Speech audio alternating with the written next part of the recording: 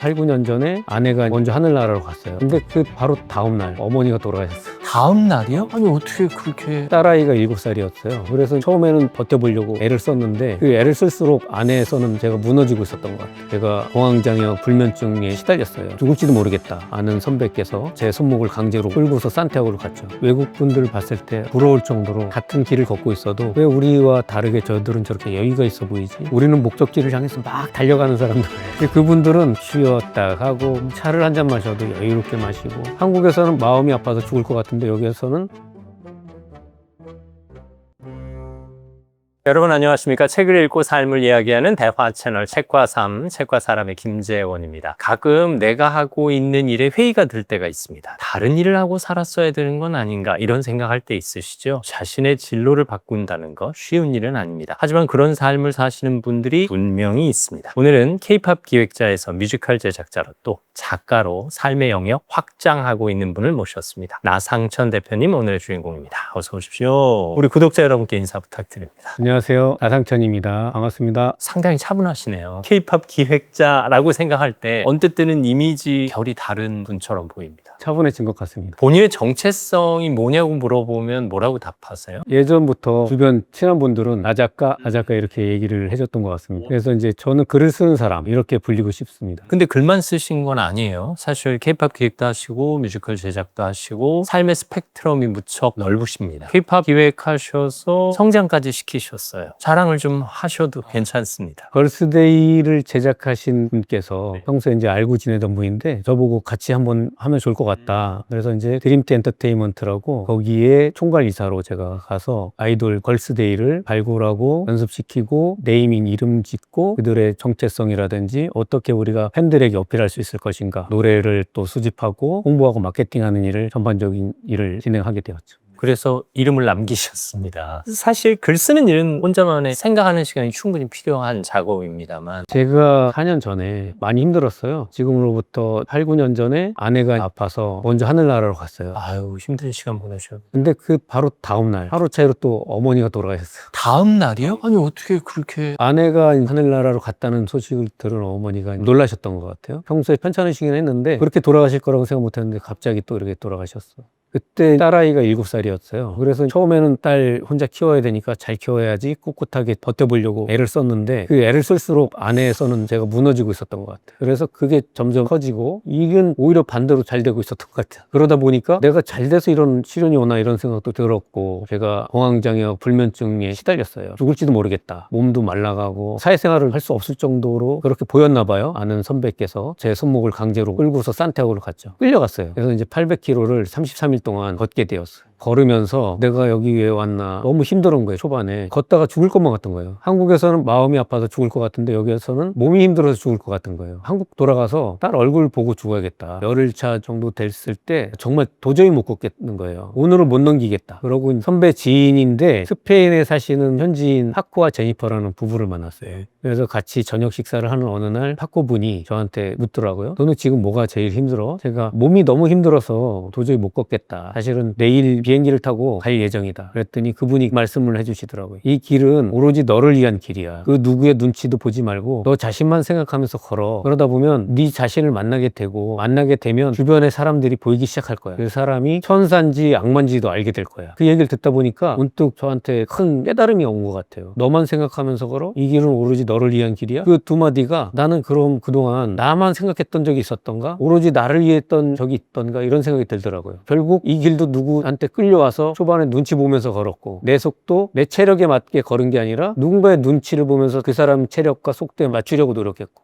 한국에서도 가족들을 위해서 산다고 애를 썼는데 정작 나는 돌봤는가? 내 삶에서 나이가 없었구나 라는 생각이 문득 들더라고요. 그래서 그러면 파코 말씀처럼 길을 걸어보면서 나를 한번 만나보자 라는 생각이 딱 들더라고요. 그래서 이틀 쉬고 다음날부터 또 걸어보기 시작했어요. 근데 정말 걷는데 수많은 생각이 떠오르는 거예요. 과거와 현재 그리고 내 미래가 계속해서 만났다 헤어졌다 하는 거예요. 그러면서 과거에 내가 무엇 때문에 힘들었는지, 왜 후회를 했는지, 현재 나는 왜 이런지, 그럼 나는 앞으로 어떻게 살고 싶은지, 이런 생각들을 며칠 하다 하다가 보니까 내가 보이기 시작하더라고. 과거에 나는 내가 하고 싶은 일을 마음껏 못했구나. 용기가 없었구나. 현재의 나도 그것을 또 반복하고 있구나. 미래에 나는 어떻게 살아야지라는 생각들이 정리가 되더라고요. 그러다 보니까 이 일이 잘 된 것도 저는 제가 잘해서 잘 된 줄 알았어요. 그런데 보니까 내가 잘해서 잘 된 게 없더라고요. 다 주변 사람들과 함께 했고 주변 사람들이 도와줘서 이 일이 잘 됐다라는 생각에 도달하더라고요. 그래서 옆을 보니까 저를 끌고 온 선배가 보이더라고요. 그제야 열흘 동안 이 고통은 온전히 나의 것이고 내 발로 내가 걸으면서 왜 이 아픔은 나만 온 것이고 결국 극복을 나만 해야 되는가 라는 생각을 했는데, 그게 아니라 3일 차에는 발바닥에 물집이 생겼다고 지나가던 외국인이 밴드를 줘서 이거 붙여라. 6일차 걷는 날은 제가 변비가 있었는데 선배가 변비 약을 구하기 위해서 저 몰래 여기저기 뛰어다녔던 적이 있어. 9일차에는 너무 힘들어서 못 걷겠다라고 생각하고 있었는데 누군가 그 외국인이 뒤에서 힘내 하고 가고, 결국 이렇게 쌓인 것들이 나를 이 길까지 오게 했구나. 나 혼자였는 줄 알았더니 보니까 주변에 많은 천사들이 있었던 거예요. 그 33일간 축소된 인생을 체험하신 거군요. 네네. 그래서 고마움으로 다 모든 것이 바뀌고, 그래서 제가 공황장애, 불면증, 불안증 관련된 정신과 약을 이만큼씩 먹었어요, 원래는. 근데 목적지에 도착하는 날 보니까 제가 약을 하나도 안 먹고 있더라. 그래서 지금까지 4년 흘렀는데 약을 안 먹고 있어요. 실제로 잠재된 비교의식과 노출된 비교의식이 차이가 있어요. 나도 잘 지내요 하면서 본의 아니게 노출시키면서 비교를 하고, 또 한편으로는 나도 모르게 나 스스로를 열등감을 느끼게끔 만드는 그런 마음도 있거든요. 우리나라 사람들이 유독 이런 아픔에 쉽게 노출이 돼 있나요? 아쉽게도 우리나라 사람이 더 그런 경우가 많은 것 같아요. 외국 분들 봤을 때 부러울 정도로 같은 길을 걷고 있어도 왜 우리와 다르게 저들은 저렇게 여유가 있어 보이지? 우리는 목적지를 향해서 막 달려가는 사람들.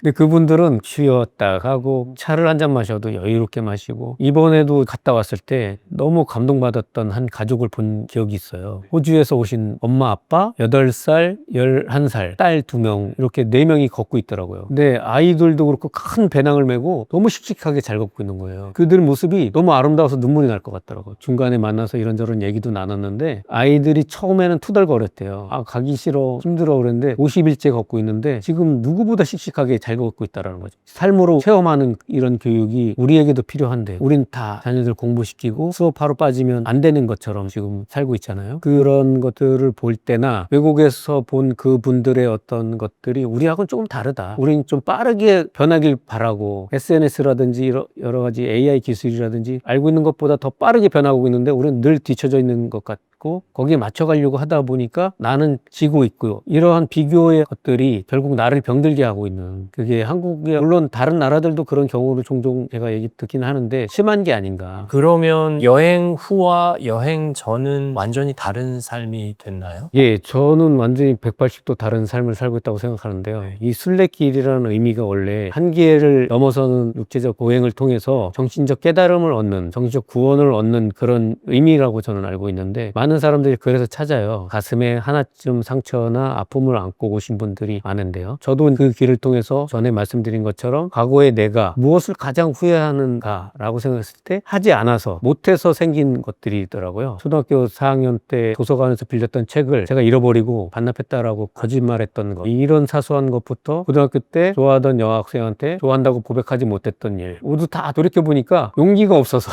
용감하지 못해서 생겼던 일들이라고 생각했어요. 그래서 한국에 돌아가면 나는 반드시 내가 하고 싶은 일은 앞으로 다 해본다, 머뭇거리지 않는다 라고 생각해서 지금도 다 용감하게 한다 라는 마음으로 실천주의자가 되었고요. 그 다음에 지혜롭게 살아야겠다. 그동안 제가 무엇을 잘해서 잘한 줄 알았어요. 근데 보니까 다 아니었기 때문에 더 나은 나로 살기 위해서는 저보다 더 지혜로운 분들이나 책이나 아니면 성인들의 말씀을 통해서 제가 뭔가 배워가야겠다 라는 생각이 들어서 갔다 오고 나서는 책도 많이 읽고 또 자문을 많이 구하고 그런 삶을 살고 있고, 가치 있는 삶을 살자, 가로 열고 사랑이라는 말을 쓰고 싶은데요. 그전에는 1시간을 같이 있어도 생각은 저쪽에 있고 그냥 응대해주는 형식적인 모습도 저한테 있었던 것 같아요. 그런데 지금은 1시간을 쓰더라도 정말 그 사람한테 집중해서 쓰는 훈련을 하고 그렇게 살려고 노력을 해요. 제 하루가 예전에는 24시간으로 쪼개져 있었던 것 같은데 저는 시간이란 단위가 사라져버린 거야. 어느 날은 어떤 사람을 만나서 어떤 임팩트 있는 대화나 깨달음을 얻었으면 3일 같기도 하고 3년 같기도 해서 1년이 마치 몇십 년이 될 될 때도 있고 몇 년이 될 때도 있는 것 같아요. 그래서 오늘은 10년에 해당하는 그런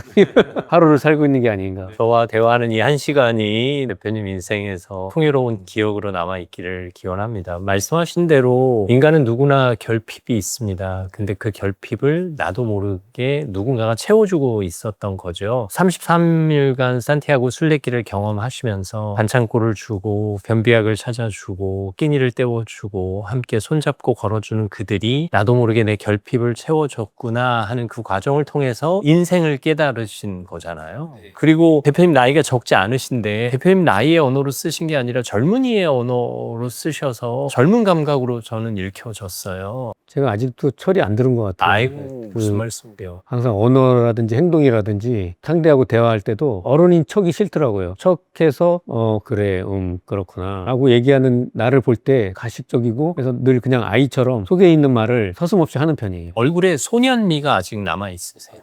그 순수함을 잘 지켜주셔서 진심으로 감사합니다. 어떻게 소설을 써야 되겠다는 생각을 하셨어요? 사실 여행으로만 끝낼 수도 있었던 일이잖아요. 사실 여행을 갔을 때 그 여행을 통해서 반드시 회복돼서 돌아오고 싶었던 마음이 죽음에 대한 공포를 없애자. 주변 사람들이 가족들이 죽어가는 모습을 보면서 또 나마저 죽으면 우리 어린 딸은 어떻게 하지라는 죽음의 공포가 저를 휘감았던 것 같아요. 그래서 결국은 그것은 딸에 대한 걱정 때문이었던 것 같아요. 제가 그거를 계속 안고 가면 아빠로서 좋은 모습도 못 보여주고 저 역시도 저로 살 수 없겠다라는 생각이 들어서 그건 극복해보자 라고 생각했는데 다행히 걸으면서 주변 분들의 도움과 또 수많은 저와 제가 마주하면서 질문과 대답을 통해서 깨달음을 통해 극복이 되었어요. 결국은 누구나 사람은 죽게 되어 있고 운명처럼 그럴 수 있는데 결국은 내가 지금까지 이렇게 살아왔듯이 그 누군가의 도움으로 살았듯이 내가 죽더라도 우리 딸에게는 스스로 극복할 힘도 있고 나를 도왔던 사람들처럼 누군가 분명히 천사들처럼 옆에 있을 것이다. 반드시 그가 내가 아니어도 될 것이다 라는 생각이 들더라고요. 그러니까 죽음으로부터 자유로워지더라고요. 당장 죽는 게 아닌데 죽음이 공포가 나를 엄습해서 마치 오늘 내일 죽을 것처럼 두려웠던 거잖아요. 그래서 그 죽음에 대해서 해방이 되니까 자신감도 생기고 그렇더라고요. 그래서 그 이야기를 집에 와서 딸한테 들려주고 싶었어요. 이 길의 힘을. 밥을 먹으면서 저녁 식탁에서 딸아, 아빠가 그 길에서 이런 것들을 깨달았어. 이렇게 얘기를 하는데 딸이 그때 사춘기였어요. 듣다가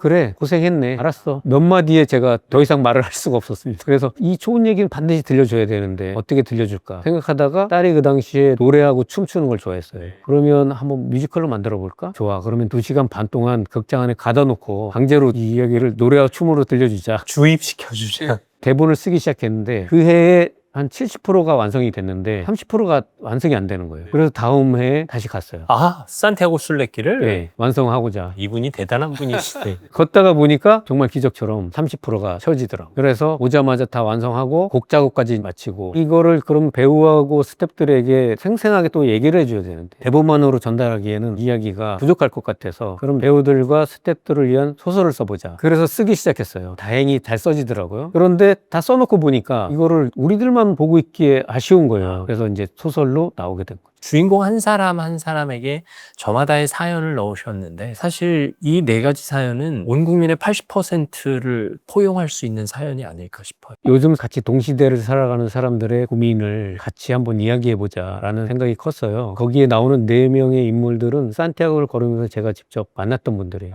제 이야기를 투영시키기도 했지만 각자의 아픔을 안고 실제로 왔던 분들이에요. 지금 현 시대를 살아가는 연령대별 고민들이 아닌가. 늘 선택해야 되는 삶을 사는 현대인들, 이쪽으로 가야 될까 저쪽으로 가야 될까, 이 일을 해야 될까 저 일을 해야 될까, 선택의 순간과 나보다 더 나은 사람들을 SNS를 통해서 보았을 때 오는 상실감. 나 역시 SNS에 올릴 때는 잘 살고 있어요, 행복하게 살고 있어요. 하지만 사실 현실은 그러지 못했을 때 꿈과 현실의 괴리감이 상당히 큰 현실 속에 살다 보니 마음의 상처는 더 커지는 것 같아요. 그러다 보니 스스로 자책하고 또 자학하는 그런 현실 속에 우리가 살고 있지 않나. 그래서 이런 문제들을 한번 되돌아보고 결국은 그걸 극복하는 것은 나 자신이다라고 생각이 되거든요. 그래서 나 자신을 만나는 시간, 산티아고 순례길을 걸어도 좋지만 그런 시간들을 반드시 갖게 되고 나를 회복시키는 시간이 필요할 것 같아서 이러한 설정을 하게 되었습니다. 물리적으로 산티아고 순례길을 직접 걸으실 수 없다면 이 책을 통해서 간접 체험을 하실 수 있는데요. 그 얻는 결과는 거의 비슷하지 않을까 싶어요. 이게 결국 누군가 곁에서 같이 걸어줬기 때문에 대표님도 회복이 된 거 아닐까요? 인생도 달라지는 거죠. 누군가 옆에서 걸어줬기 때문에. 누군가 옆에 옆에 걷는 사람이 반드시 있어야 되고 그가 누구인지에 따라서 내 인생이 많이 달라질 수 있다라는 생각을 합니다. 일례로 걷는 사람이 인성이 나쁜 사람이 그러면 비슷해질 수도 있는 거고, 제가 좋은 사람을 옆에 두려고 노력하면 저도 좋은 사람이 될 수 있다라고 생각하고, 제가 흔들릴 때마다 잡아줄 수 있는 사람이 있을 수도 있고 또 묵묵히 응원해 줄 수도 있고, 저하고 같이 예를 들어서 술을 마시러 가자, 도박을 하러 가자 이런 사람이 옆에 있는 것보다는 항상 좋은 책을 권해줄 수 있고 여행을 같이 가자고 하는 사람이 있다면 훨씬 더 풍요로워지고 사람이 함께 사는 세상에서 좋은 추억과 인생을 잘 살았다라는 스스로의 행복감이 있지 않을까, 이런 생각을 합니다. 산티아고 순례길을 물리적으로 같이 걷는 사람뿐만 아니라 우리는 인생을 누군가와 함께 걷고 있잖아요. 저는 지금 대표님과 함께 인생을 걷고 있잖아요. 2026년 뜨거운 여름날 어느 목요일 오후 1시간을 지금 대표님이 제 인생에 출연하셨어요. 요 1시간만큼 함께 동지가 돼서 걸어가고 있고, 이 대화는 서로에게 자극이 되어서 좋은 추억이 될 수도 있고 잘못하면 지부한 기억이 될 수도 있는 거지만, 그럼에도 불구하고 이 시간이 결국 나의 결핍을 채워줄 수도 있고 나의 삶의 방향을 잡아줄 수도 있고 내가 가고자 하는 길을 뒤에서 밀어주는 든든한 후원자가 될 수도 있다는 얘기죠. 이거를 순례길에서 직접 체험을 하신 거네요. 네, 그 길에서는 언어도 다르고 나이도 다르고 많은 것들이 다른 분들이 대화가 안 통하는데도 서로 얘기를 하고 있더라고요. 눈빛을 보든 서로 응원하고 큰 길을 같이 바라보고 걷고 있더라고요. 그러면서 이 친구가 필요한 것이 무엇이다 라는 거를 말하지 않아도 아는 정도의 산티아고 동지들이 생기게 돼요. 그 길을 보면서 사람은 혼자 사는 게 아니라 어우러져 사는 거고, 이 사람인자가 괜히 사람인자가 아니구나, 서로 기대고 기댈 수 있는 사람, 이런 게 사람이 아닌가, 혼자서 섰을 때는 정말 살아갈 수 있을까? 라는 생각을 많이 하게 되죠. 뮤지컬 제목이 나왔나요? 까미난테였어요. 여행자, 순례자 이런 뜻이에요. 스페인 시인 안토니오 마차도의 시구에서 따온 제목인데요. 나그네여 네가 가는 길이 곧 길이 된다, 이런 의미입니다. 소설이 어느 멋진 도망이라는 제목으로 되어 있기 때문에 이거를 잘 살려보고자 뮤지컬 제목을 어느 멋진 도망 까미난테,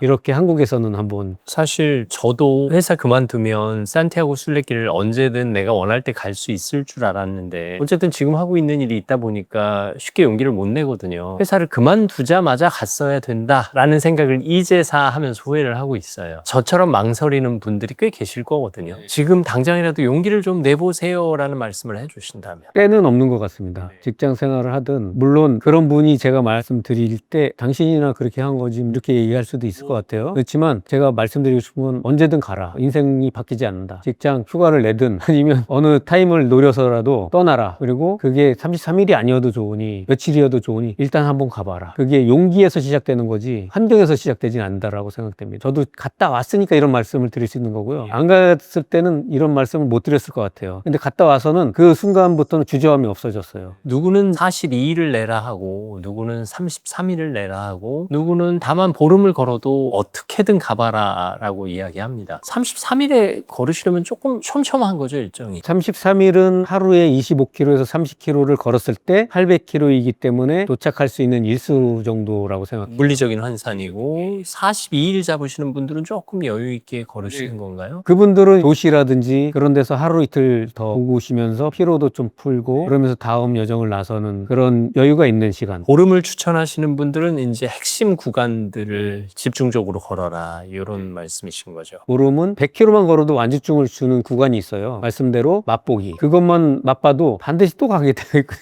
오히려 그렇게 가면 또 가서 완주를 하게 된다는 얘기들 많이 하시더라고요. 안 가본 사람이 있어도 한 번 가본 사람은 없다라는 말. 3번 가보신 분의 이야기입니다. 이 책의 주인공들은 처음 만나는 사람과 여행을 한 거예요. 누구랑 가면 좋을까요? 상대를 배려할 줄 아는 사람이 좋을 것 같아요. 그런데 굳이 그렇지 않아도 적과 가도 좋을 것 같다. 왜냐면 오히려 가서 서로 이해할 수 있는 시간이 되어지고, 거울 효과라고 저도 걸으면서 같이 걷는 사람을 통해서 저를 많이 보고 배웠던 것 같아요. 그 사람의 좋은 점을 보거나 심지어 나쁜 점을 봤을 때도 나도 저런 면이 있지, 저 부분은 나도 고쳐야 되겠구나, 저렇게 좋은 부분이 있으니 나도 저렇게 좋은 부분을 본받자, 이러한 스스로의 깨달음들이 되게 많았던 것 같아요. 혼자 갔을 때는 발견하지 못하는 것들. 그래서 제가 경험한 바로는 엄마와 딸이 왔었어요. 걷다가 정말 다시는 안 볼 것처럼 싸우고서 각자 걷더라고요. 열흘 정도 그렇게 걸었던 것 같아요. 둘이 서로 욕해요. 다시는 안 본다. 나는 딸하고 이렇게 살면서 안 보고 살 거라고는 생각 못 했는데, 나는 한국에 돌아가서도 우리 딸은 딸이 아니다. 거의 절연의 의지를. 딸은 반대로 우리 엄마, 내가 알던 엄마가 아니다. 정말 그동안 알았던 엄마는 우리 엄마가 아니었다. 그러면서 우리 엄마 나는 안 보고 살 거다. 근데 나중에 다시 걷고 있더라고, 같이. 그런데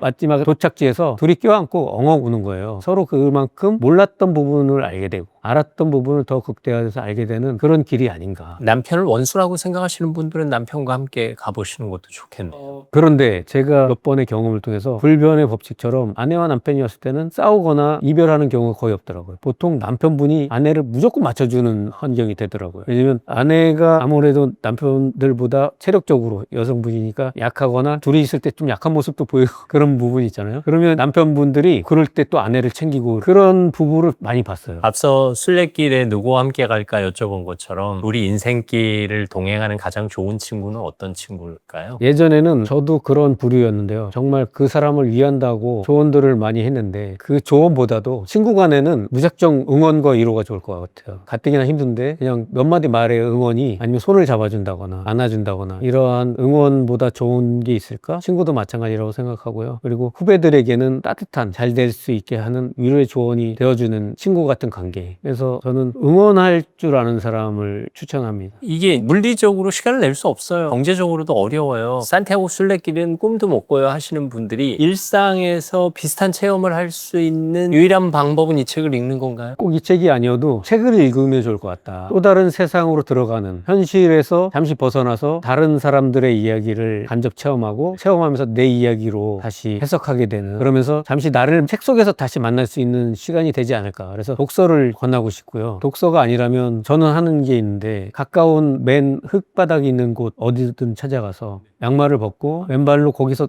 걷지 않아도 좋으니 잠시 앉아서 흙과 이 발바닥이 맞닿도록 하고 잠시 나를 생각해 보는 거죠. 그 의미는 아스팔트나 아니면 인공적인 바닥보다는 아무래도 흙바닥에서 전해지는 자연의 기운을 느끼면서 나도 자연에서 왔으니까 나를 돌아보는 그런 시간을 가지면 산티아고 간 거보다는 못하겠지만 잠시 다녀온 느낌이 들지 않을까. 당신의 신발을 벗어보세요. 네, 아주 좋은 얘기입니다. 이 책이 힘들어하는 많은 분들, 과거의 기억으로 인해 내가 한 크고 작은 실수로 인해 그리고 주변을 둘러싸고 있는 어려운 환경 때문에 힘들어하는 많은 분들에게 위로와 희망이 됐으면 좋겠습니다. 그리고 그들이 다시 일어설 수 있는 용기가 됐으면 좋겠고요. 이 책을 바탕으로 대표님이 제작하고 계신 그 뮤지컬을 통해서도 많은 분들이 용기와 희망과 위로를 얻기를 바랍니다. 좋은 책 써주셔서 감사하고요. 이 책을 읽으면서 현실에서 어느 멋진 도망을 통해 나 자신을 발견하는 독자들이 많아졌으면 좋겠습니다. 감사합니다.